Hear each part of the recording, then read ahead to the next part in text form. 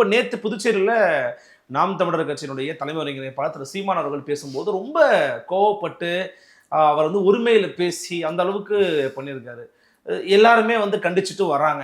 ஏன் இவ்வளவு தூரம் நிதானத்தை இழக்கிறாரு திரு சீமான்? இல்லைங்க, அது ரொம்ப நிதானமாக தான் பேசியிருக்காருன்னு நான் நினைக்கிறேன். நீங்களே பார்த்தீங்க, அவ்வளவு கோவப்படுற அவசியமே இல்லை. நான் பார்த்ததுனால தான் சொல்கிறேன். ரொம்ப தெளிவாக சொல்கிற தம்பி, நீ தொடக்கத்துலேருந்தே இதே மாதிரி தான் பண்ணிட்டு இருக்க, உன்னை எனக்கு நல்லா தெரியும் சொல்லி இந்த வார்த்தை சொல்லியிருக்காரு. சொன்னாரு. அப்படின்னா என்ன, அது எதுக்கு சொல்றாரு? எதுக்கு சொல்றாரு? ஃபர்ஸ்ட் வந்து பார்த்துட்டு தான் இருக்கேன். இன்றைய சில நேரங்களில் சீமானை பொறுத்தவரை, சீமான் when it comes to சீமான், அவரை எப்படியாவது இரிட்டேட் பண்ணி அவரை கோவப்படுத்தணும் அப்படின்ற அஜெண்டாவோடயே போறாங்க.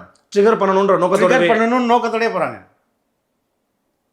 அது வந்து அவர் எல்லா ரிப்போர்ட்டர்ஸ்னே எல்லா பிரஸ் மீட்லையும் கூப்பிட்றாரு, எல்லா பிரஸ் மீட்லையும் அடிக்கிறாரு இல்லையே. எத்தனையோ தோல் மகை போலாம் பேசியிருக்காரு, நான் பார்த்துருக்கேன். அதை ஒரு அஜெண்டாவா பண்ணும்போது சீமான் என்ன பண்றது? அப்போ இரிட்டேட் பண்றது, எங்க சேனல்லையே ஒரு ரிப்போர்ட்டர் அவர் இரிட்டேட் பண்ணியிருக்காரு. நான் அதுக்கப்புறம் தம்பி இது மாதிரிலாம் பண்ணக்கூடாது அப்படின்னு நான் சொல்லி அனுப்பிச்சிருக்கேன். என்கிட்ட இருந்து வெளில போன பிறகு இன்னமும் இரிட்டேட் பண்ணியிருக்காரு. வேண்டுமென்றே, இதெல்லாம் வேண்டுமென்றே பண்றது.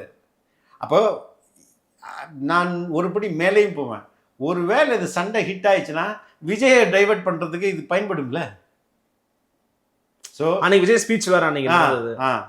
அப்போ இது திட்டமிட்டே வேண்டுமென்றே இங்க நடக்கும். பண்ண சேனல் வேற கொஞ்சம் நம்ம பார்க்க வேண்டியதா இருக்கு. எல்லா டைம்லையும் பண்ண சேனலை பார்க்கணும். ஓகே, இப்போ மட்டும் இல்லை, எல்லா நேரத்திலும். இந்த ஒரு முறை மட்டும் இல்லை, எல்லா முறையும். ஏன்னா இப்போ இந்த முறை கலைஞர் தொலைக்காட்சி செய்தியாளர் தான் பண்ணியிருக்காரு. அது நிறைய பேர் வந்து அவங்க தொடர்பான ஆதரவு ஊடகங்கள்ல அவர் மேலே வழக்கு பதிவு பண்ணிட்டாங்க. ஏன்னை வரைக்கும் இப்போ ரிப்போர்ட் பண்ணி நிறைய விஷயங்கள் செய்தியாளராக வந்துகிட்டு இருக்கு.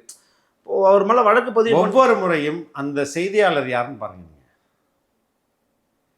ரெண்டாவது, சீமான் பேரை கெடுப்பதற்காகவே இங்கே எத்தனை ஊடகங்கள் செயல்படுது. விஜய் வருகைக்கு முன், வருகைக்கு பின் எடுத்துங்க. விஜய் வருகைக்கு பின் கொஞ்சம் கம்மியா இருக்கு. ஏன்னா எதிரி பெருசாகும் போது நம்ம இப்ப அப்புறம் பார்த்துக்கலாம், அவர் அடிச்சுக்கலாம் அப்படின்னு. அப்ப இத்தனை அவர்களுக்கெல்லாம் வியூஸ் போகாது. But they have to survive இல்லையா? எப்படி சர்வைவ் பண்ணுவாங்க? ஏங்க 1,00,000 வியூஸ் போனால் ஓரளவுக்கு பரவாயில்லைங்க. 5,000 கூட போகாது. ஆனால் டெய்லி எழுந்துச்சோன்னா, காலையில் எழுந்துச்சோன்னா சீமானை திட்டுறது, நைட்டு ஃபுல்லாக நாளைக்கு எப்படி திட்டலாம் அப்படின்னு யோசிக்கிறது, காலையில் எழுந்துச்சோன்னா சீமானை திட்டுறது, நைட்டெல்லாம் அடுத்த நாள் எப்படிடா திட்டலாம்னு யோசிக்கிறது. இப்படியே எப்படி ஒரு மனிதனால் செய்ய முடியும்?